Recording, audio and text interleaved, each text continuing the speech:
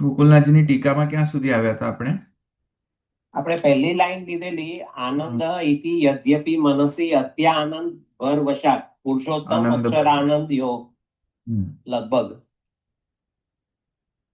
આઈ હમ. Think last time સુખના વિશે બહુ તમે આપણે બધે ડિસ્કસ કરેલું કે વોટ ઇઝ સુખ એન્ડ વોટ ઇઝ આનંદ. એટલે સુખ ઉપર વધારે આપણે ડિસ્કશન થયું અને આનંદ ને સુખમાં શું ભેદ છે એ સમજાવ્યું નહોતું. અચ્છા, એ સમજાવ્યું નહોતું કે સમજાવ્યું તું? ના, એ નથી ના, સમજાવ્યું. નથી ખાલી સમજાવ્યું. સુખ અને દુઃખ જે છે એ બેઉ જોડકા છે, એ સાથે આવે, પણ what is the difference between આનંદ અને સુખ એ નથી સમજાવ્યું. અચ્છા, ઓકે. આપણે તમે પરમાનંદ નું જોડકું બતાવ્યું હતું કે આનંદ પછી પરમાનંદ, પરમાનંદ પછી એવી રીતે તમે સમજાવ્યું. હા, ઠીક. આઈ થિંક એ બીજું એક એમ બી કહેલું કે ભાઈ આ જે ત્રણ મુખ્ય નામ ગણે છે અને પછી એમાંથી જે 108 નામ છે એટલે દરેક નામના 35 35 ગણો તો એ રીતે 108 થાય. પણ એટલે પેલા મુખ્ય આનંદ અને સુખમાં શું ડિફરન્સ છે એ જાણવું બહુ જરૂરી છે. હમ. ઠીક. આપણે આગળ વધીએ તો, અને હું એ પોઈન્ટ આપણે કવર કરીશું આપણે.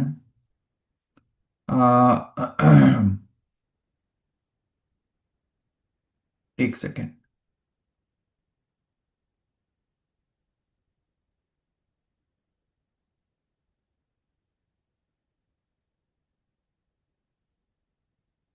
હવે તમને આજે બરાબર, કેમ કે તમે પ્રશ્ન પૂછ્યો છે ને કે આનંદ અને સુખમાં ભેદ શું છે, એટલે હવે આપણે બરાબર તમને બોર કરવામાં આવશે આજે. એટલે આજે પેલું સહેલું સહેલું જે લાડવા હતા એ બધા થઈ ગયા. હવે આપણે તીખું તીખું કારેલા. કારેલાનું શાક ખાવું પડશે આજે, બરાબર છે? એટલે હવે તમે આનંદના ટોપિકમાં કારેલાનું શાકથી આનંદ માણવો પડશે. મઠડી નહીં ચાલે આજે, બરાબર?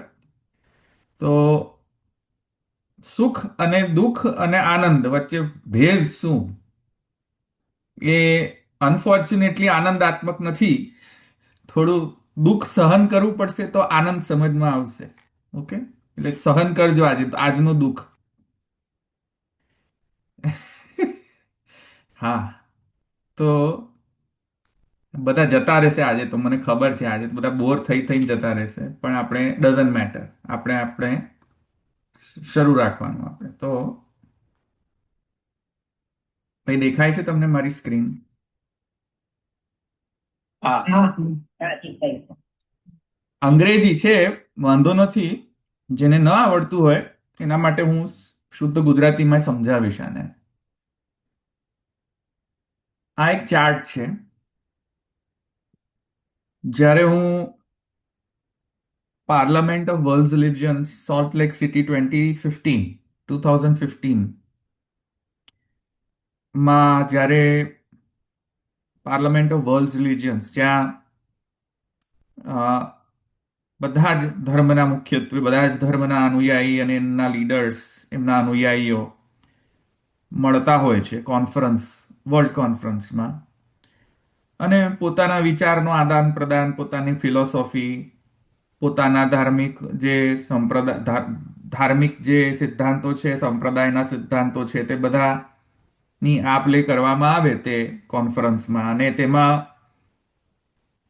પોતપોતાના ધર્મ સંપ્રદાયને રિપ્રેઝેન્ટ કરવા માટે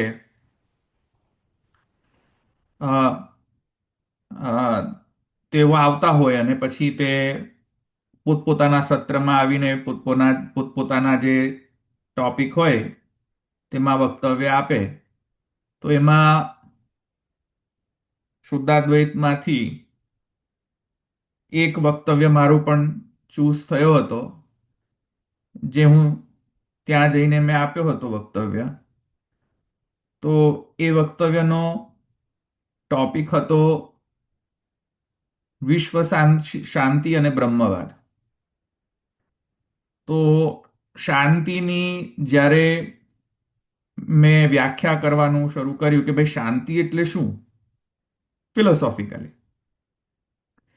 તો ત્યારે મેં એક એનાલિસિસ કર્યું હતું એક ચાર્ટમાં જુદા જુદા ધર્મ સંપ્રદાયોના જે સિદ્ધાંતો છે તેમને શાંતિ વિશે શું માનવું છે પોતાના સિદ્ધાંત પ્રમાણે. તો એનું મેં એક એનાલિસિસ કરીને અને કમ્પેરેટિવ એનાલિસિસ કરીને અને પછી એક ચાર્ટમાં મેં મૂકેલું હતું આ ટેબલમાં, જે ટેબલ તમે અત્યારે જોઈ રહ્યા છો. જે તમે ટેબલ જે જોઈ રહ્યા છો જેમાં કેરેક્ટરિસ્ટિક્સ ઓફ પીસ છે અને બાજુમાં સિસ્ટમ લખેલું છે. તો એ સિસ્ટમ એટલે કે એની સંપ્રદાયનો સિદ્ધાંત અથવા ધર્મનો સિદ્ધાંત. અને અહીંયા જે શાંતિ શબ્દ જે છે તેને આપણે અહીંયા સુખ સુખ શું છે અથવા આનંદની ડેફિનેશન શું છે તેને આપણે પેરેલલ કોન્સેપ્ટ માનીને આપણે ચાલી શકીએ. પેરેલલ કોન્સેપ્ટ, હું એમ નથી કહેતો કે સુખ અને દુઃખ બરાબર આનંદ, હું એવું નથી કહી રહ્યો. જસ્ટ સમજવા માટે અત્યારે ટાઈમ બિંગ આનંદ શું છે એને સમજવા માટે પેલું જમ્પિંગ પેડ જોઈએ ને, જે કે જમ્પિંગ પેડમાં જાઓ નહીં ત્યાં સુધી પેલું ડૂબકી ન લગાવી શકો સ્વિમિંગ પુલમાં. તો આનંદના સમુદ્રમાં ડૂબકી લગાવી હોય તો જમ્પિંગ પેડ તરીકે સુખ અને દુઃખ વાપરવું પડશે. બરાબર? એટલે જમ્પિંગ પેડ તરીકે આ જે ટેબલ છે એ ટેબલને આપણે સમજીએ તો તમને થોડો થોડો સમજમાં આવશે કે સુખ, દુઃખ અને આનંદ વચ્ચે ડિફરન્સ શું છે. બરાબર? એટલે આજે તમારું માથું ખાઈ જઈશ, એટલે શાંતિથી હવે આજ સાંભળજો. પ્રશ્ન પૂછજો, પ્રશ્ન ખૂબ બધા પૂછજો. બરાબર? પણ આજે તો બરાબર કડવું વસ્તુ આજે તમારે બધાને સહન કરવી પડશે. બરાબર? ચાલો.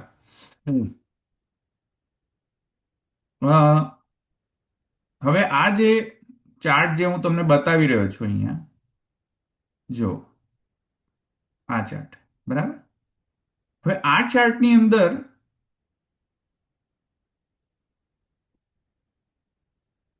આ જે પીસ લખેલું છે એની જગ્યાએ તમે આનંદ શબ્દથી રિપ્લેસ કરી દો અત્યારે હાલમાં. બરાબર? જુદા જુદા સંપ્રદાયો ના જુદા જુદા સિદ્ધાંતો કેમ છે? મૂળ સંપ્રદાયનો સિદ્ધાંત જે કંઈ પણ એ લોકો મનુષ્યને શું છેલ્લે જઈને અંતતો ગત્વા શું આપવા માંગી રહ્યું છે? સંપ્રદાયો, વિવિધ ધર્મો નો મુખ્ય ઉદ્દેશ્ય શું? મનુષ્યને આપવા માટે શું આપવા માટે? એમનો જે ઉદ્દેશ્ય જે છે તેમને મનુષ્યને શું આપવું છે અથવા મનુષ્યને શું લેવું છે? કારણ કે અલ્ટિમેટલી જે કંઈ પણ ધર્મો, સંપ્રદાયો જે છે તે કંઈક ને કંઈક મનુષ્ય જીવનને યા તો સારું કરવા માટે, કે મનુષ્યને સુખ પ્રાપ્ત થાય એટલા માટે, કે મનુષ્યને દુઃખની નિવૃત્તિ થઈ જાય એટલા માટે, મનુષ્ય જે વ્યક્તિ જે છે તેને જે આલોક સંબંધી જે કાંઈ પણ જીવન હોય તે સારું થાય અને પરલોક સંબંધી જીવન પણ એમનો ઉદ્ધાર થાય. તો ઉદ્ધાર એટલે શું? બરાબર? સુખ એટલે શું? કારણ કે સુખ આપવા માટે થઈને આ સર્વ સંપ્રદાયો મથી રહ્યા છે મનુષ્યને. અથવા તો મનુષ્યો જે છે એ ધર્મનું અનુસરણ કેમ કરી રહ્યા છે અથવા સંપ્રદાયનું અનુસરણ કેમ કરી રહ્યા છે? કેમ કે તેમને કોઈક ને કોઈક પ્રકારનો દુઃખ મળી રહ્યો છે, દુઃખની નિવૃત્તિ થઈ રહી છે. જ્યારે એવું થાય ત્યારે તો આપણે સૌ મનુષ્ય જે છે ધર્મને અનુસરણ કરીશું, નહીં તો આપણે શા માટે ધર્મનું અનુસરણ કરીશું? કોઈ કહે કે મારે તો કાંઈ જોઈતું નથી ધર્મથી, તો પણ કાંઈક તો જોઈતું હશે. ધોમમાં જવાનું જોઈતું તો હશે ને. જે લોકો એમ કહે છે કે અમારે તો આ લોકમાં કાંઈ ન જોઈએ, તો આ લોકમાં ન જોઈએ તો ધોમમાં જવું હોય, ક્યાંક તો જવું જોઈએ ને. ક્યાંક તો લાડવા ખાવાની તો વૃત્તિ હોય જ, કે ક્યાંક ને ક્યાંક કંઈક તો મળી જશે ધર્મથી. સમજમાં આવે છે?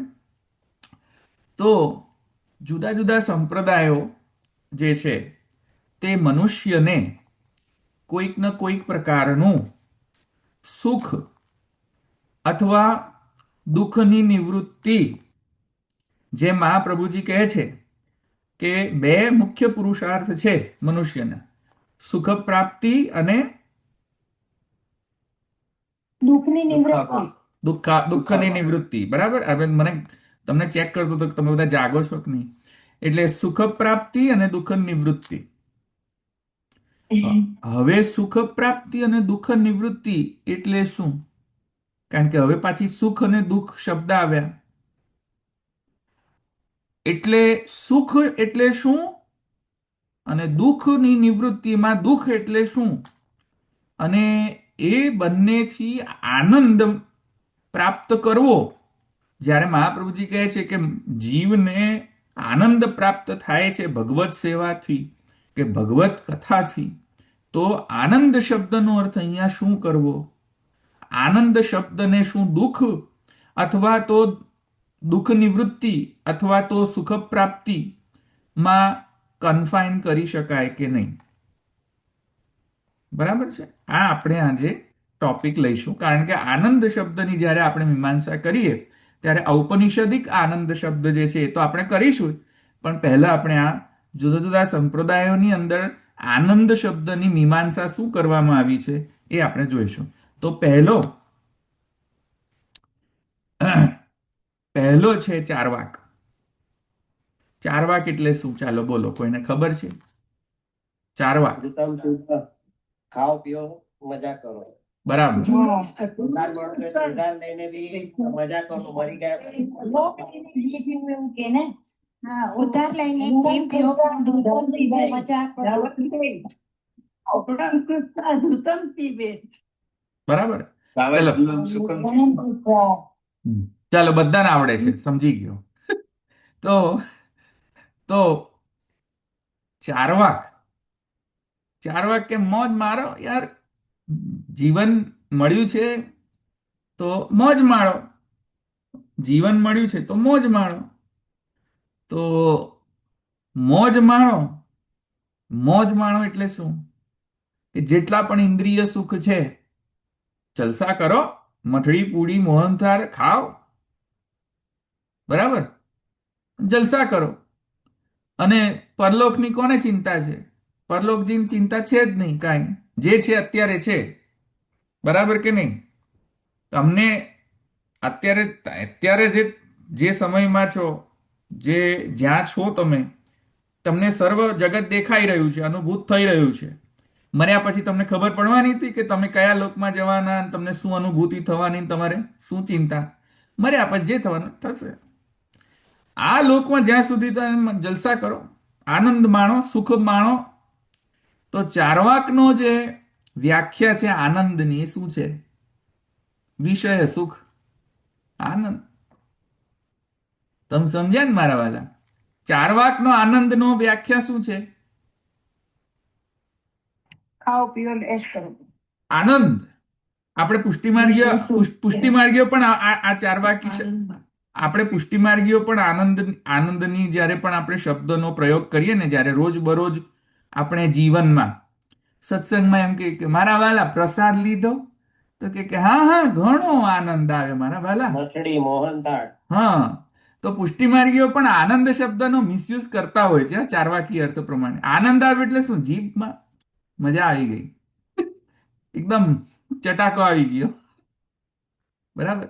એવું નથી. પુષ્ટિમાર્ગીઓ આનંદ શબ્દની વિષય સુખત્વ એના નથી પ્રયોગ કરતા. આપણે બધા કરીએ, મજા આવી ગઈ.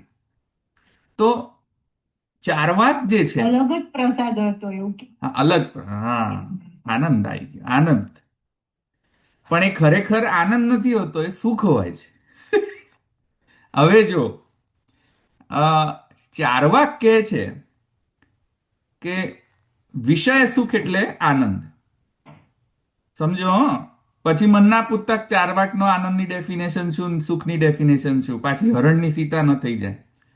ચારવાકે કહ્યું કે આનંદ એટલે વિષય સુખ. બરાબર? પછી હવે જ્યારે બહુ મઠડી પૂરી ખાઓ, વિષય સુખ માણો, જીભના લાયડા કરો, શું થાય? બસ ડાયાબિટીસ થઈ જાય કે નહીં? તો મારા વાલા, ડાયાબિટીસ થાય પછી સુખ થાય? દુઃખ આવે ને. દુઃખ આવે ને? હા. તો પછી એ જે મઠડી પૂડીનો આનંદ, વિષય સુખ, એ સુખ રહ્યો પછી? પ્યોર સુખ રહ્યો? પ્યોર સુખ રહ્યો? એ ના. શુદ્ધ સુખ રહ્યો? ના રહ્યું. એ શરીર ખુશ થઈ ગયું. સુખ જો આવ્યો ચટાકાનો, સાથે સાથે શું લઈને આવ્યો? ડાયાબિટીસ. બરાબર? એટલે બુદ્ધે એમ કહ્યું, બુદ્ધ ભગવાને, કે અરે ચારવાકી, તને હજુ પણ આનંદ શું છે એ ખબર ન પડી. આનંદ જે છે એ તો ભાઈ ન સુખ હોય કે ન દુઃખ હોય, એને કહેવાય આનંદ. સમજો હો? જ્યાં ન તો સુખ હોય ન તો દુઃખ હોય, એને કહેવાય આનંદ. એટલે કે ચારવા કેમ કહેવાય. ના, એ હું આવું છું હમણાં. સ્થિત પ્રજ્ઞ જેવી જ વસ્તુ છે, પણ એ શું કહે છે કે સુખ જો આવ્યો, કોઈક ને કોઈક જો સુખ તમે માણતા થશો ને, તો જોડે ને જોડે કોઈક ને કોઈક પ્રકારનું દુઃખ જોડે ને જોડે હાલતું આવશે. મ્યુટ કરો જેનું મ્યુટ નથી, બહુ અવાજ આવે છે. કોઈનું મ્યુટ ખુલી ગયું છે? હા. તો જે કોઈક ને કોઈક પ્રકારનું જો સુખ જો તમે માણતા થશો, તો સાથે સાથે કોઈક ના કોઈક દુઃખ પણ જોડે જોડે જોડે જોડે ચાલતું રહેશે. તમે કોઈ પણ વિષય સુખ લઈ લો, કોઈ પણ પૈસાનો સુખ લઈ લો, ચાલો, તો પૈસા સાથે દુઃખ આવે કે નહીં? જેટલા વધારે પૈસા એટલું વધારે દુઃખ આવે છે કે નહીં? જેટલું તમને વધારે ખુશી થાય,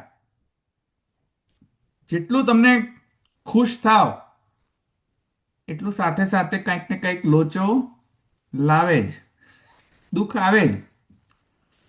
તો એક્શન અને રિએક્શન, એક્શન અને રિએક્શન, એક્શન અને રિએક્શન. ક્યાંક એક્શન લેશો ને, સુખનું એક્શન લેશો, તો રિએક્શનમાં દુઃખ આવવાનું જ છે. નિયમ છે આ સંસારનો. જે લોકોના જીવનમાં બહુ દુઃખ હોય, ગરીબ હોય, પછી છોકરો ભણી ગણીને એકદમ બરાબર જોબ કરતો થયો, પૈસા કમાતો થયો, પૈસા આવતા થઈ ગયા, સુખ સુખ સુખ સુખ થઈ ગયું. પૈસા આવતા થાય તો આપણા બિચારા મેન્ટલ સુખ દુઃખ થઈ જાય. પૈસાનું સુખ, મેન્ટલી દુઃખ, માનસિક રોગો થઈ જાય. શું થાય આપણાને? એટલે જેટલા બધા ધનવાન છે વ્યક્તિઓ, એ લોકોને જઈને પૂછજો તમને દુઃખ છે? તો કે અરે બાપરે, કેટલા મહા દુઃખ છે. કયા દુઃખ છે? તો ફિઝિકલ દુઃખ નથી, મેન્ટલ દુઃખ છે, માનસિક રોગ. તો માનસિક પણ દુઃખ તો કહેવાશે કે નહીં? એટલે બુદ્ધ શું કહે છે, બુદ્ધ ભગવાન, કે યાર તમે આ ચક્રમાંથી છૂટો. જો તમને સુખ મળશે તો સાથે સાથે દુઃખ તો આવવાનું જ છે. કોઈક ને કોઈક સુખથી કોઈક ને કોઈક દુઃખ જોડે લઈને જ આવશે. એટલે બુદ્ધ એમ કહે છે કે સુખને જ છોડો તો દુઃખ પણ નહીં આવે. કેન્સલ કરો, સુખને જ કેન્સલ કરી દો. હવે બુદ્ધ એમ કહે છે કે સુખને કેન્સલ કરવું કઈ રીતે પોસિબલ છે, અથવા દુઃખને કેન્સલ કરવું પોસિબલ કઈ રીતે છે? તો કહે છે કે સુખ ક્યારે આવે?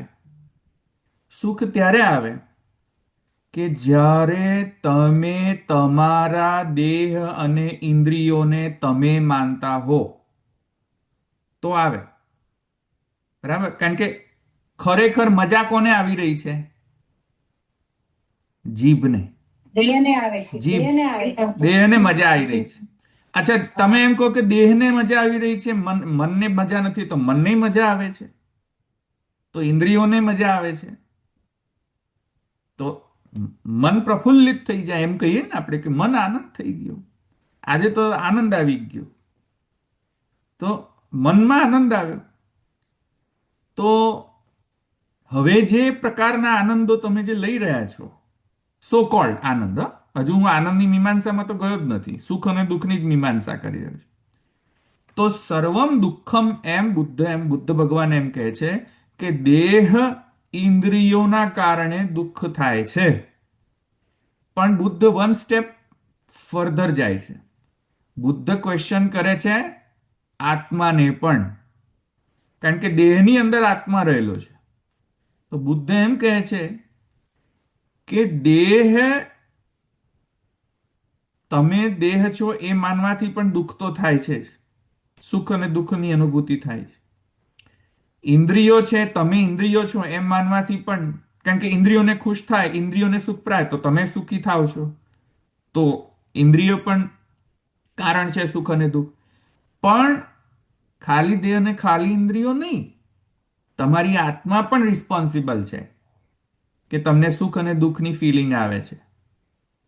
મેન્ટલ સુખ, ફિઝિકલ સુખ, મેન્ટલ દુઃખ અને ફિઝિકલ દુઃખ, ભૌતિક સુખ અને માનસિક સુખ, ભૌતિક દુઃખ અને માનસિક દુઃખ, આ બધાની રિસ્પોન્સિબિલિટીમાં કોણ કોણ લોકો છે? દેહ, ઇન્દ્રિયો અને ત્રીજું અંતઃકરણ. આત્મા. આત્મા જ ના હોય તો જમેલા જ નહીં સાલું. આત્મા હોય તો બધા જમેલા આવે ને, કારણ કે આત્માના કારણે અનુભૂતિ થઈ રહી છે તમને. અનુભૂતિ જ ન થાય, જમેલા જ જવા દો, બધું જમેલા જ જતા રહે. અનુભૂતિ જ ન થતી હોય તમને તો સુખની અનુભૂતિ નહીં થાય, દુઃખની અનુભૂતિ નહીં થાય. તો અનુભૂતિમાં રિસ્પોન્સિબલ કોણ છે? ચેતના.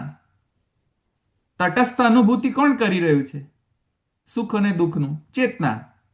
તો ચેતના જ ના હોય તો બધા પ્રોબ્લેમ સોલ્વ થઈ જાય.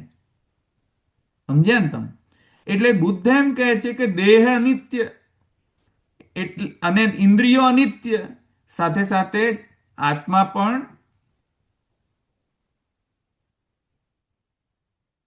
અનિત્ય એ પણ હોય ને, આત્મા પણ અનિત્ય. નિત્ય. સમજ્યા કે નહીં? દેહ અનિત્ય, ઇન્દ્રિય અનિત્ય અને આત્મા પણ અનિત્ય અનિત્ય. અનિત્ય જ છે. તો આ ત્રણે ત્રણ વસ્તુ અનિત્ય છે. સર્વમ ક્ષણિકમ. જો આ ત્રણ ગોલ્ડન રૂલ યાદ રાખજો બુદ્ધ મત સમજવા માટે. જો કે એ તો બહુ કોમ્પ્લિકેટેડ છે, પણ છતાંય સર્વમ દુઃખમ, બધું દુઃખાત્મક છે. દુનિયામાં બધું જ દુઃખરૂપ છે. સર્વમ દુઃખમ. ત્રીજો સર્વમ ક્ષણિકમ, બધું ક્ષણિક છે. કશું પરમેનન્ટ રહેવાનું નથી. કશું જ પરમેનન્ટ નહીં રહે.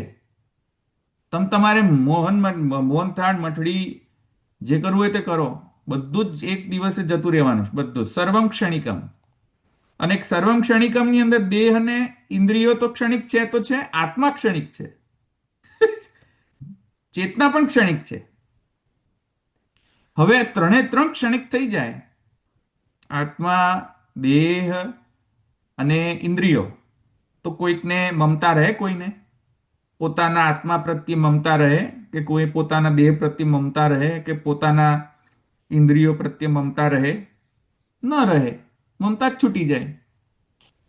જ્યારે મમતા જ છૂટી જાય તો સુખ અને દુઃખનો પ્રશ્ન આવતો નથી. એટલે બધા પ્રોબ્લેમ સોલ્વ. સર્વમ ક્ષણિકમ, સર્વમ દુઃખમ, સર્વમ શૂન્યમ. ઇતિ બુદ્ધના ત્રિસત્ય છે. સર્વમ ક્ષણિકમ, સર્વમ દુઃખમ અને સર્વમ શૂન્યમ. તો બુદ્ધ કહે છે આ બધામાંથી બહાર નીકળો તો તમને આનંદ પ્રાપ્ત થશે. શાશ્વત આનંદ. એવો આનંદ કે જેમાં ન તો સુખ છે કે ન તો દુઃખ છે. તમે સમજ્યા ને મારા વાલા?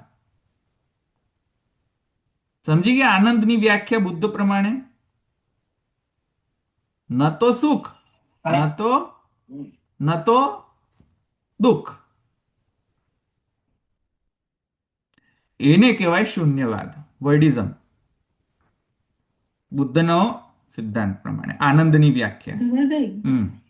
એક ક્વેશ્ચન છે હમ એક ક્વેશ્ચન છે કે હા આ એવું કે છે કે આ જે સુખ અને દુઃખ આપણને જે આવે છે આપણા જીવનમાં એ પૂર્વજન્મના એ આવું છું કર્મોના હિસાબે આવું હોય છું છે એવું પણ ખરું? આવું છું.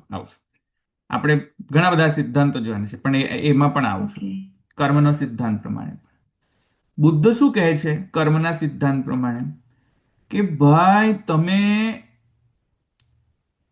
કર્મ કરો, જે કરવાનું હોય તે કરો, પણ તમે એની અંદરથી સુખ લેતા થશો ને તો દુઃખ આવવાનું જ છે. એટલે જે કંઈ પણ કરો ને તમે એમાં તમારી આત્મા નિત્ય નથી, તમારો દેહ નિત્ય નથી, તમે પોતે નિત્ય નથી. એવું માનીને જ્યારે તમે કર્મ કરશો તો તમને કોઈ દુઃખ નહીં થાય. સમજ્યા? તમે પોતે કરી રહ્યા છો, કંઈક ને કંઈક કરી રહ્યા છો, પણ તમે બધાને અનિત્ય માનીને કરી રહ્યા છો, પોતાની જાતને અનિત્ય માનીને કરી રહ્યા છો. કોઈ મમતા જ નથી કંઈ કોઈના પ્રત્યે. જ્યારે આવી રીતે તમે કર્મ કરશો તો તમને આવે નહીં, કારણ કે ચલો કર્મ તમને દુઃખ આપવા માટે આવશે કર્મના સિદ્ધાંત પ્રમાણે. ચલો આવ્યું તો દુઃખને અનુભૂત કરવા માટે આત્મા તો જોઈશે કે નહીં મારા વાલા? કોણ અનુભૂતિ કરશે દુઃખની? આત્મા. આત્મા તો અનિત્ય છે. એમના સિદ્ધાંત પ્રમાણે આત્મા તો અનિત્ય છે. આત્માનો તો નાશ થઈ જશે.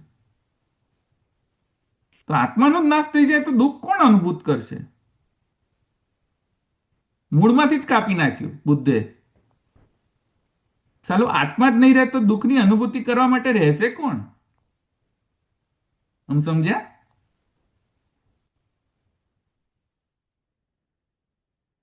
નવારે સર્વસ્ય કામાય સર્વમ પ્રિયમ ભવતી આત્મનસ્તુ કામાય સર્વમ પ્રિયમ ભવતી. ઔપનિષદિક સિદ્ધાંત છે. હા, તો તમને બૈરી, છોકરા, પિતા, માતા, અ, બધા કેમ સારા લાગે છે?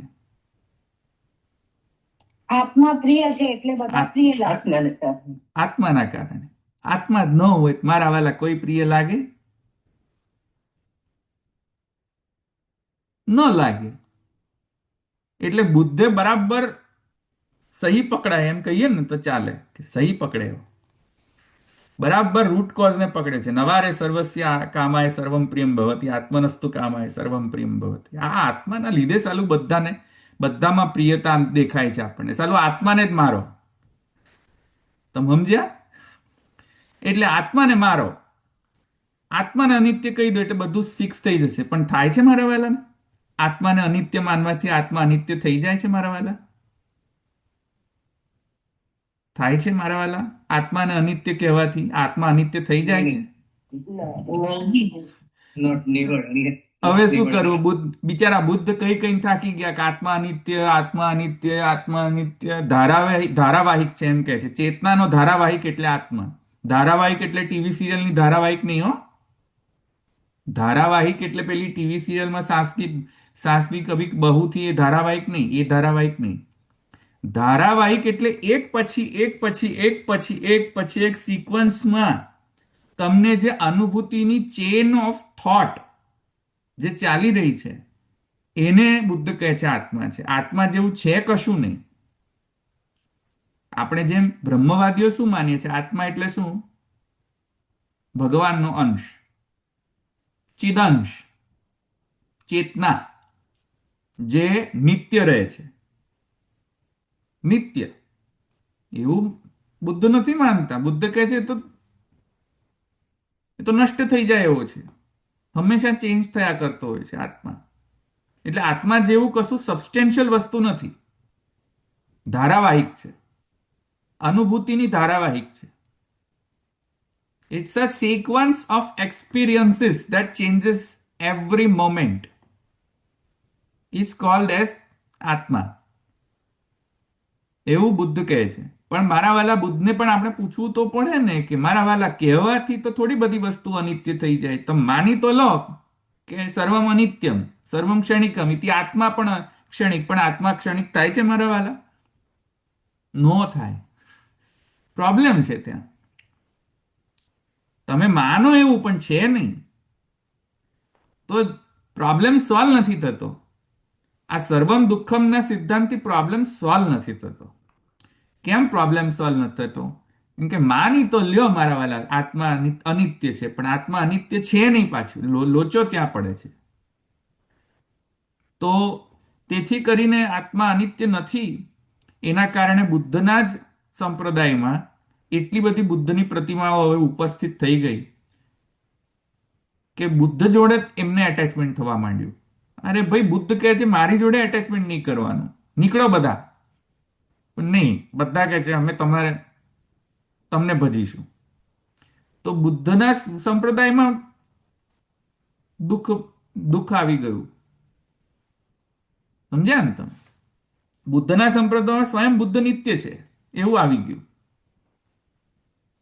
તો જેણે એમ કહ્યું કે બધું અનિત્ય છે, એ પોતે બિચારા નિત્ય મનાવવા માંડ્યા. સમજ્યા? એટલે પ્રોબ્લેમ સોલ્વ નથી થતો આનાથી. તો પછી સપ્તભંગી ન્યાય આવ્યો, જૈનિઝમ. બુદ્ધિઝમમાં તો થયું કે બુદ્ધિઝમમાં શું હતું? આનંદની મીમાંસામાં શું કહ્યું? સર્વમ દુઃખમ. આનંદ એટલે શું? દુઃખનો પણ અભાવ અને સુખનો પણ અભાવ. ચારવાકીએ કહ્યું આનંદ એટલે શું? વિષય સુખ, માણો મજા આવશે, એનું નામ આનંદ. હવે આવે છે સપ્તભંગી, જૈનોનો સિદ્ધાંત. જૈનો એમ કહે છે કે કોઈ પણ કર્મ કરો તો કર્મ કરવા, જે પેલા જલ્પાબેન કહેતા હતા ને, કર્મ કરશો તો કંઈક ને કંઈક તો લોચો કરશે જ.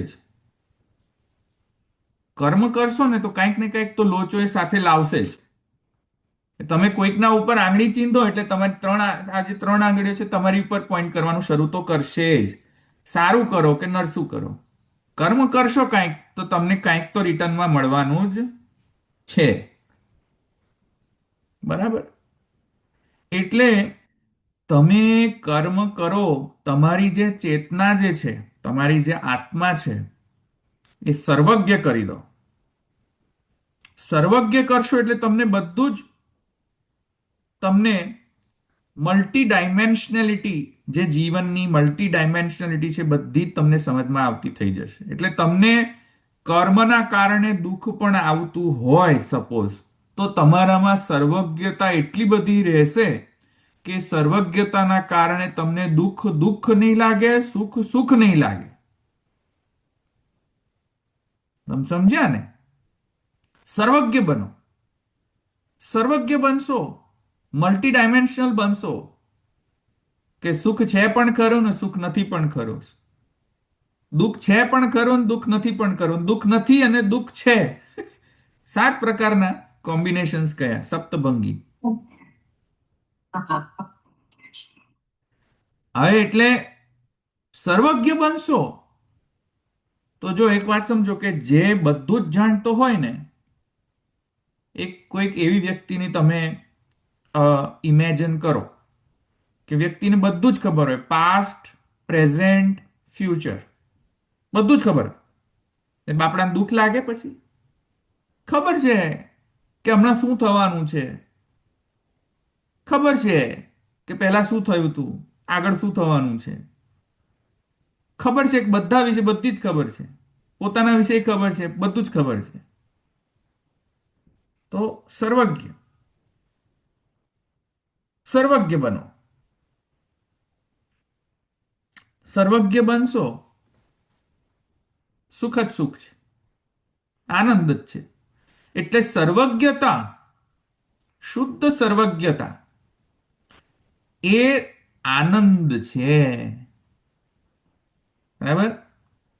સર્વજ્ઞ બનો, આનંદ છે મારા વાલા. તો સપ્તભંગીની અંદર આ છે. પછી કહ્યું કે ધવલભાઈ આમાં સર્વજ્ઞ બનશે તો આગળ ફ્યુચરમાં દુઃખ આવવાનું છે તો એનાથી દુઃખ નહીં થાય. થશે, શું થાય બાપડે, શું થાય? પણ એ એમ કહે છે કે ફ્યુચરમાં દુઃખ આવશે એ પણ સર્વજ્ઞતાના કારણે માનીને આનંદ જ માં જ રહેશે, કારણ કે સર્વજ્ઞ છે. તમે સમજ્યા? ફ્યુચરમાં પણ દુઃખ આવવાનું છે, એનું પણ જો દુઃખ એને થાય તો દુઃખ કેમ થશે એને? કારણ કે એને ખબર જ છે કે આ તો થવાનું જ છે. તમે જે કરશો, તમે જે હાથ પગ મારી લેશો, થવાનું તો છે જ. સર્વજ્ઞ એટલે સર્વજ્ઞતા એને હેલ્પ કરશે ત્યાં આનંદમાં રહેવા માટે. એટલે થવાનું છે અને એ સ્વીકારી લેશે. હા, સ્વીકાર. જવા દો, જેવું હોય તે થાય.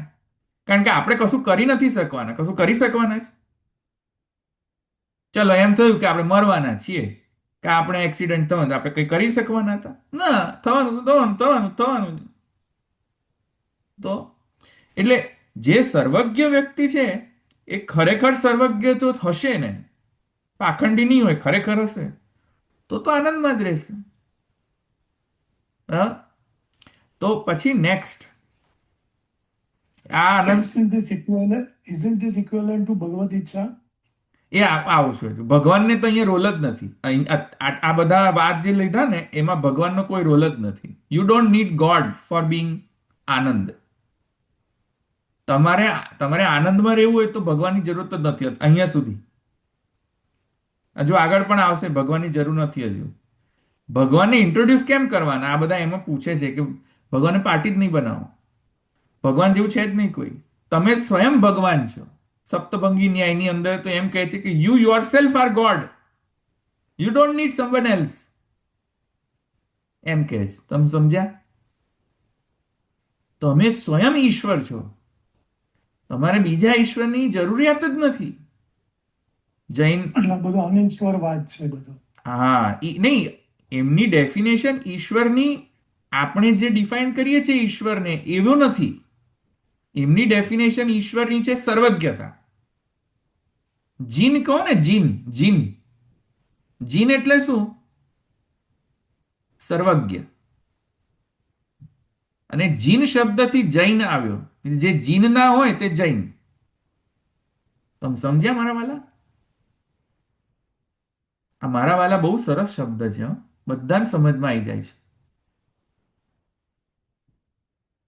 સમજ્યા? ધવલભાઈ, તમે હમણાં એમ બોલ્યા જે જીન એટલે સર્વજ્ઞ, હા. તો જે જીન ના હોય એ જૈન, એ કેવી રીતના થયું? અરે જે સર્વજ્ઞતાના સિદ્ધાંતને ફોલો કરતા હોય એ બધા જૈન થયા ને. હા, એવી રીતે. અને જે ફોલો નથી કરતા એ જૈન નથી. હા, એ પોતે ભગવાન, એટલે એવું છે, બધું ખબર જ છે, એટલે એ પોતે ભગવાન. પોતે જ ભગવાન છે ભાઈ, બધા જ. તમારે બીજા ભગવાનની જરૂરત જ નથી, સેવા વેવા કરવાની જરૂરત જ નથી. એક્સેપ્ટન્સ નો રોલ એ લોકો અપનાવે છે એમ. હા, એટલે તમે જોશો ને તો એ લોકો મહા દુઃખ સહન કરે છે પોતાના જીવનમાં. જે પેલા જૈન મુનિઓ હોય ને, હા, ત્યાગ અને એ બધું બરાબર. ત્યાગ. કારણ કે એ લોકોને શું છે કે ત્યાગ અથવા દુઃખ, મહાદુઃખમાં પણ તે લોકો સહન કરવાની શક્તિ એમનામાં ડેવલપ કરતા હોય છે. કે જેટલું તમે દુઃખ સહન કરશો ને એટલા તમારા કર્મના જે બોન્ડેજ છે એ રિલીઝ થઈ જશે. જેટલું તમે દુઃખ સહન કરશો એટલું બોન્ડેજ રિલીઝ થશે. જેટલું દુઃખ સહન કરશો ને એટલું જ તમારો કર્મ તમારાથી છૂટતો જશે. જ્યારે કર્મ છૂટશે ત્યારે તમે સર્વજ્ઞની સ્ટેટમાં આવી જશો. અને જ્યારે તમે સર્વજ્ઞની સ્ટેટમાં આવી જશો પછી તમને ન તો સુખની અનુભૂતિ કે ન તો દુઃખની અનુભૂતિ, આનંદ, બસ આનંદ જ, સર્વજ્ઞતાનો આનંદ. ત્યારે તમે જીનની અવસ્થામાં પહોંચી જશો, કે તમે જીન થઈ જશો. અને જ્યારે તમે જીન થઈ જશો તો તમે નિર્વાણ પ્રાપ્ત, અલ્ટિમેટ તમારો ફલ પ્રાપ્ત થઈ જાય. આપણે જેમ કેવો અલ્ટિમેટ ફલ કેવો છે પુષ્ટિ માર્ગમાં, સર્વાત્મ ભાવ, પ્રપંચ વિસ્મૃતિ પૂર્વક ભગવદાસક્તિ નિરોધ છે ને, એ રીતે એ લોકોનામાં અલ્ટિમેટ સર્વજ્ઞતા. તો મહા દુઃખ સહન કરે બાપડાઓ બિચારા. છેલ્લે તો સંથારામાં તો એટલું બધું મહા દુઃખ સહન કરે, અને એ એક્સપેક્ટેશનમાં કે દુઃખ સહન કરીશું આપણને નેક્સ્ટ જન્મ, એટલે કે જે કંઈ પણ આપણો જે પરલોક જે કંઈ પણ હશે, જો કે એ લોકો પરલોકમાં માનતા જ નથી, પણ એ કારણ કે એ લોકોનું પરલોકમાં એવી કોઈ માન્યતા જ નથી એમના સિદ્ધાંત પ્રમાણે. પણ કર્મનો જે બોન્ડેજ છે એ છૂટતો જશે જેટલું તમે દુઃખ સહન કરશો. છેલ્લે જઈને તમે નિર્વાણની અવસ્થા પ્રાપ્ત કરશો. જેમ જેમ તમારું આ છૂટતું જશે તેમ તેમ તમે સર્વજ્ઞતાના આ પથ પર અગ્રેસર થશો, અને જેમ જેમ તમે સર્વજ્ઞતા પ્રાપ્ત કરશો તેમ તેમ તમે જીનાવસ્થા પ્રાપ્ત કરશો, અને જીનાવસ્થાના કારણે તમે જૈન થઈ જશો. ખરેખર જીનાવસ્થાના કારણે તમે નિર્વાણ પ્રાપ્ત કરશો. આ એમની આનંદની વ્યાખ્યા છે. આનંદ પરમાનંદ, એમાં આનંદની વ્યાખ્યા આ આચાર્ય આવી રીતે કરી. બરાબર. જૈનના જે મુખ્ય જે મૂળ જે છે પેલા જૈનો, મહાવીર સ્વામી, હા, એમાં જીનોમાંના એક જીન છે મહાવીર સ્વામી. આ મહાવીર સ્વામીને સર્વજ્ઞતા સિદ્ધ થયેલી છે, તેથી તેઓ મહાવીર સ્વામીને ફોલો કરે છે. એમના ઈશ્વર નથી. ઈશ્વર તો બધાને થવાનું છે, બધા પોતપોતાના ઈશ્વર થાવ. એ મહાવીર સ્વામીને કેમ ફોલો કરે છે? કેમ કે તેઓ પોતે જીન છે. જે જીનને ફોલો કરે એનાથી શીખવા મળે ને કે જીને કેવી રીતે કર્યું એવી રીતે આપણે કરીએ, એટલે આપણે પણ સર્વજ્ઞ બની શકીએ, જીન બની શકીએ. સમજમાં આયા? ઋષભદેવજીને હા હા તીર્થંકર માન્યું. હા હા હા, બરાબર છે. ધવલભાઈ, એ જૈન લોકો પુનર્જન્મમાં માને છે? એટલે એ લોકો કર્મનો સિદ્ધાંત પ્રમાણે કર્મ અનાદિ છે અને અનંત છે. તો કેમ કે અનંત છે, કર્મને કાંઈક ને કાંઈક તો એ લોચો કરશે જ.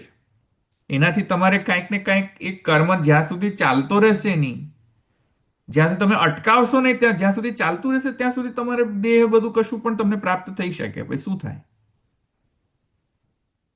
એવી રીતે. બરાબર. પણ ઈશ્વર જેવું કોઈ તત્વ નથી એમનામાં. આપણે જે ઈશ્વરની કલ્પના કરીએ છીએ ને કે ઈશ્વર કંઈક એક સ્પેસિફિક લોકમાં સ્થિત હોય, પછી એ બધામાં માનતા નથી. પોતપોતાના પોતે જ ઈશ્વર થવાનો પ્રયાસ કરો, સર્વજ્ઞતા થઈને, સર્વજ્ઞ રૂપ ધારણ કરીને. there is no god just like Vedic gods.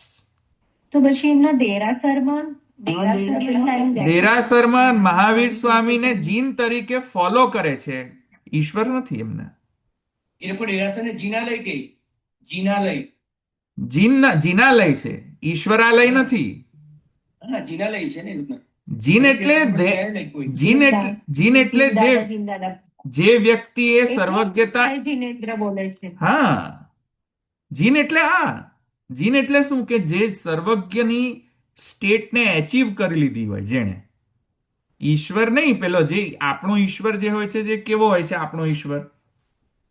જેણે સૃષ્ટિની ઉત્પત્તિ કરી હોય, જે સૃષ્ટિને સ્થિત કરતો હોય, જે સૃષ્ટિનો લય કરતો હોય. યતો વા ઇમાની ભૂતાની જાયંતે યેન જાતાની જીવંતી યેન પ્રયંતિ અભિસંવિશંતિ તદ્વ જિજ્ઞાસસ્વ તદ્બ્રહ્મન તદ્બ્રહ્મ. આ ઈશ્વર નથી એમનો. એ તો કર્મના લીધે ઉત્પન્ન થાય છે, કર્મના લીધે સ્થિત છે, કર્મના લીધે લય થવાનું છે. દેર ઇઝ નથિંગ લાઈક ઈશ્વર. હવે કર્મ તો તમને પ્રોબ્લેમ કરવાનો જ છે, no matter what you do. તમે કરી શું શકો આ સ્ટેટમાં? સર્વજ્ઞતા એચીવ કરો એટલે તમને કાંઈ બોધર નહીં કરે કર્મ. સમજ્યા? એ જે સર્વજ્ઞ જે બની શકતો હોય એને જીન કહે. એ જીનને એ લોકો ફોલો કરતા હોય છે.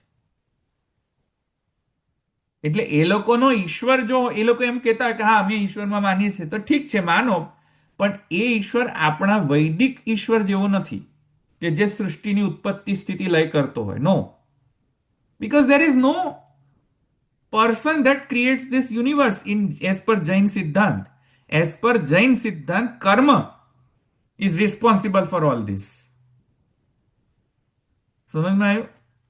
આપણે ઈશ્વરને તો 5000 વર્ષ નરકમાં માને છે, હા, કુરુક્ષેત્રની હિંસા કરવાના કારણે. હા. એટલે તમે કોઈ પણ હિંસા કરો, કંઈ પણ કરો, તમને રિટર્નમાં કર્મ રિટર્નમાં આપશે જ કંઈક ને કંઈક દુઃખ. કર્મ બંધનમાં એટલે હા, અહિંસા પરમો ધર્મ. હા. એટલે સર્વજ્ઞ રહો, સર્વજ્ઞ બનો. આ તો તમે સમજ્યા કે નહીં? ચલો આગળ જઈએ. હવે તો આ આનંદની ડેફિનેશન છે જૈન પ્રમાણે, બરાબર? આનંદની હવે ડેફિનેશન આવી રહી છે સાંખ્યની. સાંખ્ય લોકો શું કહે છે આનંદ એટલે શું? તો સાંખ્ય એમ કહે છે કે ભાઈ તમે બન્યા કઈ રીતે? તમે લોકો બન્યા કઈ રીતે? પ્રકૃતિ અને પુરુષના ભેળસેળથી, દાળ ભાતના ભેળસેળથી જેમ બને કોર, એમ દાળ ભાતના ભેળસેળથી, એટલે કે પ્રકૃતિ અને પુરુષના ભેળસેળથી આખી જ સૃષ્ટિ બનેલી છે. Isn't it? સાચી વાત છે ને? પ્રકૃતિ અને પુરુષ ભેલા થાય એટલે બધું જ પ્રોબ્લેમ ચાલુ. અંડપંગુન્યાય. હા, બધા પ્રોબ્લેમનો જડ કોણ છે? પ્રકૃતિ અને પુરુષનો સમાગમ. તમે સમજ્યા કે નહીં? વિવાહ કરો એટલે બધા બાપડા પુરુષના જીવનમાં હલી ચલીને બધું તહેસ નહેસ થઈ જાય. જસ્ટ હું તો ખાલી મજાક કરું છું, બધી બહેનોને પ્રોબ્લેમ ના થઈ જાય પછી. અરે પુરુષવાદ લઈ આવ્યા ધવલભાઈ વચ્ચે. બહેનો કહેશે કે અમે પુરુષથી ત્રસિત છીએ, પેલી બહેનો પુરુષ કે અમે સ્ત્રીઓથી ત્રસિત છીએ. એમ બાપડો પુરુષ એમ કે અમે પ્રકૃતિથી પ્રસિદ્ધ છીએ, અને પ્રકૃતિ બાપડી એમ કે કરે અમે પુરુષથી ત્રાસિત છીએ. એટલે દુનિયામાં બધા જ પ્રોબ્લેમ્સ કોના લીધે થાય છે? પ્રકૃતિ અને પુરુષ મળવા ન જોઈએ. મળે તો પછી ચાલુ થઈ જાય ઘરમાં ખળભળાટ. હા, જ્યોત્સનાબેન, ખળભળાટ યાદ રહી ગયું છે ને?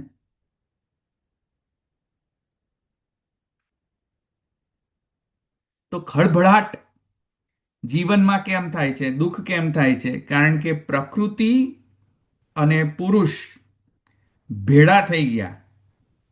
પ્રકૃતિ અને પુરુષને ભેળા થઈ ગયા એટલે બધું દુઃખ છે મારા વાલા.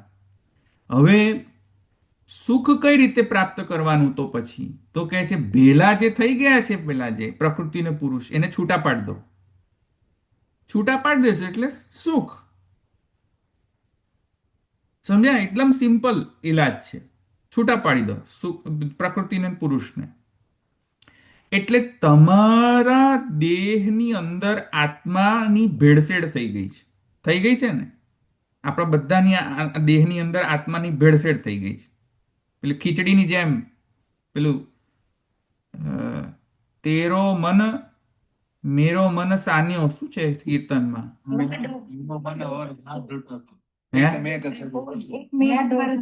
એક મેક કરી સાન્યો. એવી રીતે પેલી પ્રકૃતિ ને પુરુષની એક મેક કર સાન્યો થઈ ગઈ છે. સમજ્યા? એક મેક કરી સાન્યો એ તમે જુદું કરી દો, સેપરેટ કરી દો. એટલે દેહની અંદર આત્મા એકમેક સાન્ય થઈ ગયું છે, ભેળસેળ, જેને આપણે આપણી પુષ્ટિમાર્ગીય ભાષામાં અધ્યાસ કહીએ છીએ. અધ્યાસ, રાઈટ? દેહાધ્યાસ, ઇન્દ્રિયાધ્યાસ, અંતઃકરણાધ્યાસ, પ્રાણાધ્યાસ. પ્રાણાધ્યાસ, બરાબર? તો આ ઇન્દ્રિયાધ્યાસ. અધ્યાસ શબ્દ જે છે પેલું ભેલસેલ થઈ ગયું ને, પેલું સાન્ય થઈ ગયું. તો અધ્યાસના લીધે બધા દુઃખ છે. અધ્યાસ ના હોય દુઃખ ન હોય. તમે સમજ્યા? એટલે સાંખ્ય એમ કે છે કે નિકાળવાને જુદા કરો, જુદા કરો. એટલે ઘણા લોકો એમ કે છે કે ડાયવોર્સ લઈ લો એટલે શાંતિ. બાપા, ડાયવોર્સમાં પ્રોબ્લેમ, મહા દુઃખ છે. લગ્ન કરો તોય દુઃખ, ડાયવોર્સ કરો તોય દુઃખ, ને બાપડો વાંઢાભાઈ નહીં દુઃખ છે કે નહીં? ડાયવર્સ નો ખર્ચો મેરેજ કરતા વધી ગયો છે હવે, તો ડબલ માંગે છે. દુઃખ જ દુઃખ. દુઃખ જ દુઃખ છે સાલું. તમે આને આમ છૂટા પાડીએ દો ચાલો પ્રકૃતિ પુરુષને, તો પછી એલિમોની આપવી પડે, પછી દુઃખ છૂટા પાડવાની એલિમોની, એનોય દુઃખ. એટલે મારા વાલા, સાંખ્યથી સોલ્વ થતું નથી પ્રોબ્લેમ. શું થાય? તમે સમજ્યા? દેહ અને આત્માને છૂટા પાડી દો, છૂટા પાડ દો, ચાલો કાંઈ વાંધો નથી, છૂટા પાડ દો. પણ તમે ગેરંટી આપો કે ફરી પાછા ભેલા નહીં થાય? ગેરંટી આપો કે ફરી ભેલા નહીં થાય? ના, ગેરંટી નહીં આપે, પણ ફરી ક્યારેક પાછા વળી પાછા ભટકાઈ જાય ને ફરી પાછા લગ્ન થઈ જાય બીજા જોડે. તો પ્રકૃતિ પુરુષને તમે જુદા પાડો, પણ તમે ફરીથી જોડાશે નહીં એની ગેરંટી આપો ના. એ તો ફરી જોડાવાના જ મારા વાલા. એટલે સાંખ્યની સિસ્ટમથી દેહ અને આત્માને જુદા કરીને તમે સુખ પ્રાપ્ત કરવા ઈચ્છા કરશો આનંદની પ્રાપ્તિ માટે, તોય છેલ્લે જઈને કંઈક ને કંઈક વળી પાછી કંઈક તો લપ તો જોડે, પ્રકૃતિની લપ તો રહેશે જ પુરુષને, અને પ્રકૃતિને પુરુષની લપ રહેશે, અને પુરુષને પ્રકૃતિની લપ રહેશે. ક્યાંક ને ક્યાંક તો પાછા ભેલા થઈ જશે પાછા. એટલે આ જે છે નિરંતર સુખ દુઃખ દુઃખ દુઃખ સુખ દુઃખ સુખ સુખ દુઃખની સિક્વન્સ ચાલતી જ રહેશે. તમે ખરેખર આનંદ પ્રાપ્ત નહીં થાય, પરમેનન્ટ સુખ નહીં પ્રાપ્ત થાય. એટલે સાંખ્ય પરમેનન્ટ પ્રકૃતિ અને પુરુષથી જુદા પડી જવું એનું નામ આનંદ. પરમેનન્ટ. પણ પરમેનન્ટ થાય છે? ગેરંટી આપી શકે કે વળી પાછા ભેલા નહીં થઈ જાય બંને?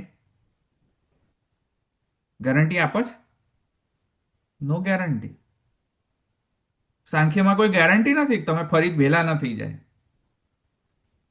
ઓકે?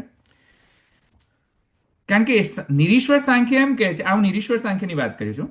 નિરીશ્વર સાંખ્ય એમ કહે છે કે કોઈ ઈશ્વર તત્વની જરૂર નથી બેને ભેલા કરવા માટે ને બેને જુદા કરવા માટે.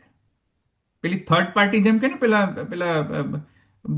સ્ત્રી પુરુષ લગ્ન કરે ને પછી થર્ડ પાર્ટી જે છે એ ત્યાં પેલું સાક્ષીની સિગ્નેચર લેવાની હોય ને પાછી પેલી કોઈ કોર્ટ મેરેજમાં, કોર્ટ મેરેજ કરે તો સાક્ષીની સિગ્નેચર લે ને.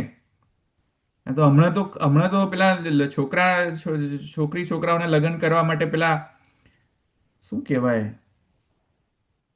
લોકો રિકમેન્ડ કરતા હોય છે ને કે જો અહીંયા આ ભાઈનો છોકરો છે, જરા જોઈ આવું જરા. પેલા છોકરીને રિકમેન્ડ કર. હે? Marriage bureau. મીડિયેટર. હા, મેરેજ બ્યુરો. તો મેરેજ બ્યુરો જ જોઈએ ને પેલા ભેલા કરવા માટે. એવી રીતે ઈશ્વર જે છે એ પ્રકૃતિ પુરુષને મેરેજ બ્યુરોની જેમ ભેગા કરે છે? તો કે ના, ઈશ્વરની જરૂર નથી. ઈશ્વરને કે તમે જતા રહો અહીંયાથી, જરૂરત જ નથી. ઈશ્વરને પ્રકૃતિ પુરુષને ભેલા કરવાની જરૂરત નથી એમ કહે છે નિરીશ્વર સાંખ્ય.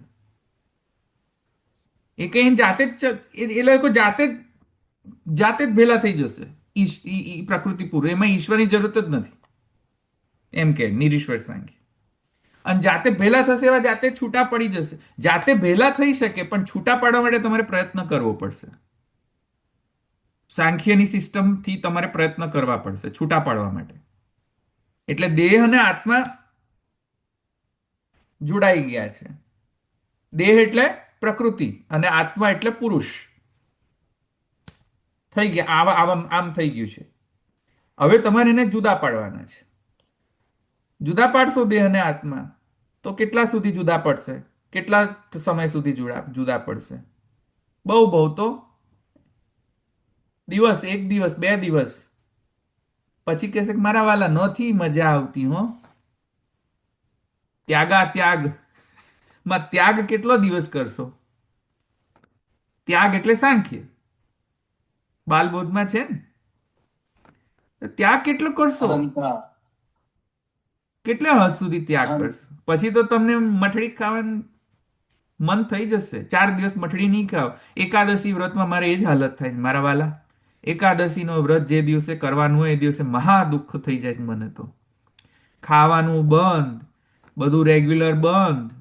એટલે મારા વાલા એટલો મને તો ત્રાસ થઈ જાય છે કે મારી પ્રકૃતિ, મારું પુરુષ બધું જ ભેલું થઈ જાય છે. શું કરે? 1 દિવસ ત્યાગ કરો, બીજે દિવસ કીધું તું બધું ખાઈ શકાય. ખાઈ શકાય ને તો ખાઈ, તો વાંધો નહીં, તો આનંદ છે. તો 1 દિવસ ત્યાગ કરો મારા વાલા ખાવાનો, પછી બીજે દિવસે તો મન થઈ જ જાય. તો મારા માટે તો આ સાંખ્ય છે નહીં, તમને કહી દઉં. એક એકાદશીનો ત્યાગ કરવાનું થાય છે ને મારે, તો મહા દુઃખ થઈ જાય છે મારા માટે. હું મારી વાત કરું હો. એટલે તો આઈ વિશ કે એકાદશી આનંદાત્મક હોય મારા માટે. આઈ વિશ એવું કંઈક સોલ્યુશન આપણે શોધવું જોઈએ કે પેટમાં દવા લઈ લો એટલે ભૂખ જ ન લાગે. એકાદશી દિવસે દવા લઈ લેવાની, ભૂખ જ ના લાગે. આનંદ. જોયું? આ મારી ડેફિનેશન છે આનંદની. આનંદ, ભૂખ ન લાગવી એટલે આનંદ. સમજમાં આવ્યું? એ રીતે. તો આ સાંખ્ય થયું. હવે આગળ જઈને યોગ એમ કહે છે, યોગ શું કહે છે કે ના ના ના ના, તમે પ્રકૃતિ પુરુષ એટલે પ્રકૃતિનો ત્યાગ કરશો. પુરુષ જો પ્રકૃતિનો ત્યાગ કરશે તો ફરી પાછા એ લોકો ભેલા થઈ જશે ત્યાગમાં. ત્યાગ થશે તો જોડાશે, ફરી જો ભેલા થઈ જવાની શક્યતા રહે છે. યોગ કહે છે ત્યાગની જરૂર જ નથી. પ્રકૃતિની ત્યાગની જરૂર નથી, પ્રકૃતિનો ભાવની ત્યાગની જરૂર છે. એટલે ત્યાગ કર્યા વગર વૈરાગ્યની ભાવના લાવો. ખરેખર ત્યાગ નહીં કરવાનો, કારણ કે પોસિબલ નથી, ફરી પાછું આવી જશે. એટલે પ્રકૃતિને બંધાયેલી હોય પુરુષ જોડે તો વાંધો નહીં, પણ તમે તમારા પુરુષને એમ કહે છે યોગવાળા કે તમારી ચેતનાને એવી સ્ટ્રોંગ બનાવો કે તમને ખાવાનું મન જ ન થાય. પ્રકૃતિ તો આઈને કહે કે જીબડાની લાયડા કરવા છે, પણ તમારી કંટ્રોલ પાવર એટલો હોય ને તમારા મનમાં કે તમે મને એકાદશીના દિવસે ખબર નહીં એવું કેમ થાય છે, પણ એકાદશીનો દિવસ હોય ને ત્યારે જ કોઈક ટીવીની અંદર કંઈક સરસ વાનગી આવે અને પછી તો મહા દુઃખ થઈ જાય છે મને. તો પછી શું થાય કે હા કનૈયાલાલભાઈ, એટલે પછી યોગ પછી મારે કરવો પડે કે છોડો એમાંથી આસક્તિ છોડો. જેટલું વધારે ચિંતન કરો એટલી વધારે આસક્તિ થાય. આસક્તિ છોડો એમાં વધારે ચિંતન થાય. એટલે મને બ્રહ્મ જ્ઞાન થયું કે એકાદશીના દિવસે આપણે વિષયની વિચારણા નહીં કરવી, એટલે ખાવાની વિચાર કરવાનો જ નહીં, વિચાર જ નહીં કરવાનો. પણ વિચાર આવી જાય તો શું કરું મારા વાલા? એટલે મેં એવું શોધ્યું કે આપણે આપણી બીજી એક્ટિવિટીમાં મન કોન્સન્ટ્રેશન કરી દેવાનું, એટલે વિચારો આપોઆપ વિચાર ના આવે ખાવાનો. એટલે મોસ્ટ બિઝીએસ્ટ સ્કેડ્યુલ હોય ને તો એકાદશી દિવસે કરી દેવાનો, બીજી જ રહેવાનું સેવામાં. એવી વસ્તુ સેવાની તમે ફિગર આઉટ કરો કે જે તમને બહુ જ ગમતી હોય. જો હું તમને સાચે કહું, મને સેવામાં વાસણ ઘસવા ન ગમે, જરાય નહીં. કિચનમાં જવું ગમે નહીં, મને સામગ્રી કરવું ગમે નહીં. હા, ખાવું ગમે પણ કરવું ન ગમે. તો મને જો કોઈ કિચનમાં મોકલીને એમ કે તમે સામગ્રી કર, 5 કલાક થાય.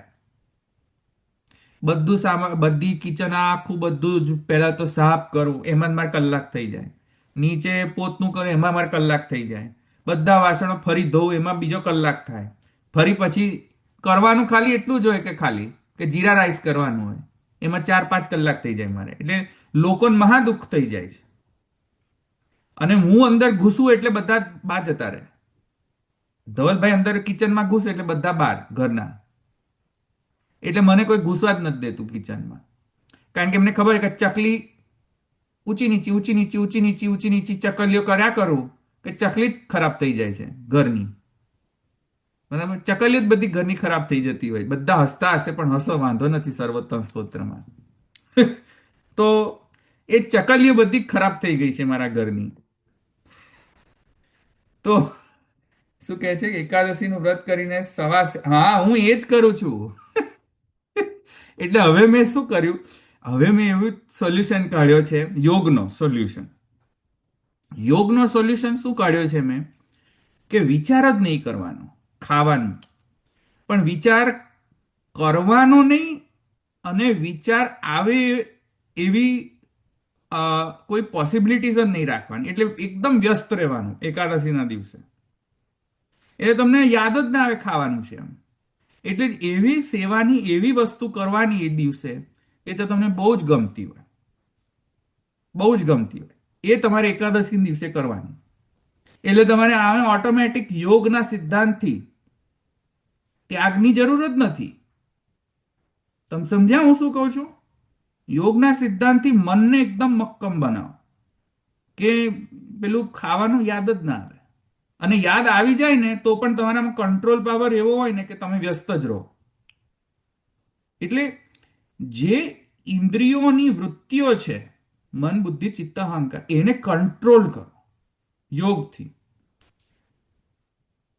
એ ત્યાગ કર્યા વગર કંટ્રોલ કરો તો આનંદ છે. એટલે યોગની આનંદની ડેફિનેશન એ છે કે ચિત્તવૃત્તિ નિરોધ ઇતિ આનંદ. તમે સમજ્યા? બધી જ ચિત્તની વૃત્તિઓને કંટ્રોલ કરી દો. જ્યારે તમે કંટ્રોલ કરશો ને તો ગમે તેવી પ્રકૃતિ તમારી જોડે એટેચ હોય, બોલ્યા કરે, સ્ત્રી ઘરમાં બોલ્યા કરે, એમ કરે, પણ પેલો પુરુષ એટલો બધો બિચારો બાપડો એટલા બધા વર્ષોથી ટેવાઈ ગયો હોય ને કે કર્યા કરે ને પેલા પુરુષને કઈક અસર જ ના થાય, બોલ્યા કરે આનંદ. અથવા તો વાઇસે વર્સા, પુરુષ મેં કરતો હોય, પેલી સ્ત્રીને કશો ફરક જ ન પડે, એ તો કે બોલતા રહીએ, તમારે બોલતા રહ્યો ને તમે. કંટ્રોલ, સમજ્યા? Control on your sensory organs. યોગ એટલે ત્યાગ કરવાની જરૂર નથી, ખાલી કંટ્રોલ કરવાની જરૂર છે. સમજ્યા? એ મનનો કંટ્રોલ ને પાછું. હા, એટલે પેલો શ્લોક છે ને, અત્યાગો યોગ માર્ગો, એ એમાં આવશે ને ધવલભાઈ? ત્યાગોપી મનસૈવ. હા, મનસૈવહી. હા, તો કંટ્રોલ કરો, કંટ્રોલ, બરાબર છે. એ છે આનંદની ડેફિનેશન યોગ પ્રમાણે. ચિત્તવૃત્તિ નિરોધ ઇતિ આનંદ, યોગની સિસ્ટમ તરીકે. મહાપ્રભુજી પર આવું છું. હજુ મહાપ્રભુજી પર આવ્યો નથી, હજુ વરરાજા આવ્યા નથી. હજુ આ તો આ વરરાજાની આગળ બધા ચેલાઓ ચાલી રહ્યા છે અત્યારે, બરાબર, વરરાજા આવ્યા નથી. તો ક્યાં ગયું? હા, તો હવે કહે છે કે વેદમાં શું કહ્યું છે, આનંદ કેવી રીતે, આનંદ શું અને આનંદ કેવી રીતે પ્રાપ્ત થાય. તો આ બધા જેટલા પણ મેં તમને સમજાવ્યા ને, ચારવાક, બૌદ્ધ, જૈન, નિરીશ્વર સાંખ્ય, નિરીશ્વર યોગ, આ બધામાં એક કોમન વસ્તુ એ છે કે ઈશ્વરની જરૂરિયાત નથી આનંદની પ્રાપ્તિ માટે. જે બાલબોધમાં કહે છે ને, સ્વતો મોક્ષ અને પરતો મોક્ષ, તેમાં સ્વત મોક્ષ જે છે એની સિસ્ટમને સમજ, એમાં ભગવાનની જરૂર જ નથી આનંદ માટે, બરાબર. આ બધા આનંદની જુદી જુદી વ્યાખ્યા મેં તમને યોગની સિસ્ટમ સુધી સમજાવી. કોઈ કહે છે વિષય સુખ એટલે આનંદ, કોઈ કહે છે કે ન સુખ કે ન દુઃખ એવી સ્થિતિ એટલે આનંદ, કોઈ કહે છે પ્રકૃતિ અને પુરુષ જુદા થઈ જાય એવી સ્થિતિ આનંદ, કોઈ કહે છે સર્વજ્ઞ થઈ જાઓ એ આનંદ, કોઈ કહે છે કે મનને કંટ્રોલ કરી દો તો એ આનંદ, બધી ચિત્તની વૃત્તિઓને કંટ્રોલ કરો તો આનંદ. સમજ્યા? આ બધી આનંદની ડેફિનેશન ચાલી રહી છે અહીંયા. હવે આનંદની ડેફિનેશનમાં આપણો વૈદિક સિદ્ધાંત શું કહે છે? તો વૈદિક સિદ્ધાંતમાં એમ કહે છે કે અહંતા અને મમતા, જ્યારે અહંતા અને મમતાની વાત આવે તો કોઈક ને કોઈક દુઃખ સુખ અહંતા અને મમતાના કારણે આવે છે. અને જો વૈદિક સિદ્ધાંત પ્રમાણે જઈએ તો વૈદિક સિદ્ધાંત જે છે બ્રહ્મનો સિદ્ધાંત છે, બ્રાહ્મિક સિદ્ધાંત છે, અબ્રાહ્મિક નથી. બ્રહ્મ ઉપર બેઝડ થયેલો આખો વૈદિક સિદ્ધાંત છે. અને બ્રહ્મની ડેફિનેશન, વ્યાખ્યા એ જે છે એ કહે છે સત્યમ જ્ઞાનમ અનંતમ બ્રહ્મ યો વેદ નિહિતમ ગુહાયામ પરમે વ્યોમન સોષ્ણુતે સર્વાન કામાન સહ બ્રહ્મણા વિપશ્ચિતા. બ્રહ્મ જે છે એમાંથી આખી સમગ્ર સૃષ્ટિ ઉત્પન્ન થઈ છે, એમાંથી અને એમાં જ લય થઈ જશે. અને બ્રહ્મનો સ્વરૂપ જે છે એમ કહી રહ્યા છે કે આનંદાત્મક સ્વરૂપ છે. હવે આ આનંદ એટલે શું? તો હવે એ કહી રહ્યા છે કે પહેલા આનંદ ઉપર જતા પહેલા, કારણ કે મહાપુરુષનો સિદ્ધાંત પછી મારે સમજાવવો જ પડશે, એટલે પછી મારે આનંદમાં જવું જ પડશે, એટલે કે બ્રહ્મના, એટલે કે શુદ્ધાદ્વૈતના પ્રમાણે. પણ જસ્ટ 4 પ્રકારના મોક્ષની પ્રાપ્તિ એટલે આનંદની પ્રાપ્તિના પ્રકાર વૈદિક સિદ્ધાંતના અંતર્ગત કહેવામાં આવ્યા. 4 પ્રકારના સાધન જેનાથી વ્યક્તિ આનંદને પ્રાપ્ત કરી શકે છે. પહેલો સિદ્ધાંત છે કર્મનો, વૈદિક કર્મનો. એ કર્મથી તમારા યજ્ઞ દ્વારા તમારામાં જે મમતા જે છે એ તમારું મમતાનો ક્યોર, ચિકિત્સા જેને કહીએ ને, મમતાની ચિકિત્સાનો ઉપાય છે વૈદિક કર્મ. મમતાને તમે ચિકિત્સા કરશો તો તમારામાંથી આ જે સુખ અને દુઃખ જે છે થોડા રિડ્યુસ થશે, બરાબર. પછી છે જ્ઞાન. તો જ્ઞાન માર્ગની અંદર, વૈદિક જ્ઞાન માર્ગની અંદર મમતાની ચિકિત્સા તો થઈ, અહંતાની એ ચિકિત્સા કરવાની છે. તમારે પોતાની અહંતા બ્રહ્મની અહંતામાં મર્જ કરવાની છે. અને ત્રીજી છે કે અહંતા અને મમતાને તમારે નાશ નથી કરવાનો, પણ અહંતા અને મમતા જે તમને પ્રાપ્ત થયા છે એ ભગવાન જે છે એટલે કે જે બ્રહ્મ છે તેના સાથે જોડવાનો છે, બરાબર. અને ટોટલ જે છે કોન્સન્ટ્રેશન અને ઇન્વોલ્વમેન્ટ એ બ્રહ્મમાં સ્થાપિત કરવાનો છે. આ જ્યારે થાય ત્યારે ભક્તિ માર્ગમાં એ સિદ્ધાંતીએ આનંદ પ્રાપ્ત કરી શકશે. અને ચોથો જે પ્રકાર છે તે બહુ ઉપનિષદમાં જો કે છે, પણ પૃથક થયા જે સાધન છે એની મીમાંસા બહુ રામાનુજ સંપ્રદાયમાં ઘણી કરવામાં આવેલી છે શરણાગતિ. તો કાંઈ જ નથી થતું, ન ભક્તિ થઈ રહી છે, ન કર્મ થઈ રહ્યો છે, ન જ્ઞાન થઈ રહ્યું છે, તો શું એ વ્યક્તિને આનંદ નહીં થાય પ્રાપ્ત? શરણાગત રહેશે તો આનંદ થશે. તો આટલા બધા આનંદના પ્રકાર છે. એમાંથી હવે મહાપ્રભુજી જે ભક્તિની અંદર જે છે એમાં કયા પ્રકારનો આનંદ જે છે તે માને છે આનંદ, અને આ બધા જ પ્રકારના અનિશ્વરવાદી આનંદ અને વૈદિક સાધન પ્રમાણેના આનંદોની જે જુદી મીમાંસા અને પ્રકાર જે કહેવામાં આવ્યા, એમાંથી મહાપ્રભુજીનો આનંદ શબ્દની ડેફિનેશન શું છે, આનંદ એટલે શું, અને ભક્તિ માર્ગની અંદર જે મહાપ્રભુજીનો જે આ જે સેવા પદ્ધતિ છે, સમર્પણનો સિદ્ધાંત છે, આ સર્વ કાંઈ આનંદ સાથે કઈ રીતે કોરિલેટ થાય છે એ હવે પછી આપણે નેક્સ્ટ ટાઈમ જોઈશું.